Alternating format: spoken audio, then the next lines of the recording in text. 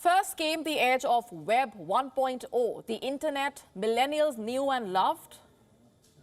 And then there was Web 2.0, the user-generated web, which was heralded by the arrival of social media.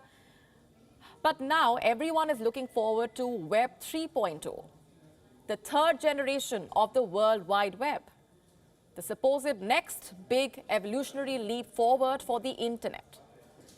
So what will the future of the internet look like? Our next report explores. The next generation internet, or Web 3.0, is expected to be based on two key principles. First, it will be decentralized. And second, it will be dominated by artificial intelligence.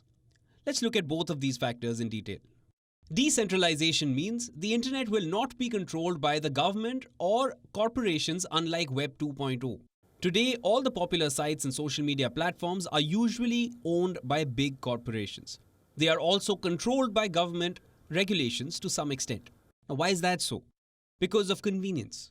It was the simplest way to build network infrastructure. Someone pays to install servers, they set up the software for people, then they either charge users for it or let them use it for free as long as the rules are followed. That is how things have been playing out for the last few years. But now, we have other options. We have blockchain technology. Blockchain is a new method of storing data. It is based on encryption and distributed computing. To put it simply, blockchain allows users to store data safely. It also protects it from unauthorized access. Put together, on Web 3.0, data can be stored in a way that is only under the control of the owner. The new generation of the internet would also be trustless and permissionless. It is expected to be an open source software. Now, what does that mean? Trustless means interactions and transactions can take place between two parties without the need for a trusted third party. This was not necessarily the case on Web 2.0. For example, when you use Paytm or Google Pay for transactions, you trust them to not manipulate your communication. But on Web 3.0, this factor would be eliminated. Just like Bitcoin, which is sent directly to another person and not via a wallet on a centralized server.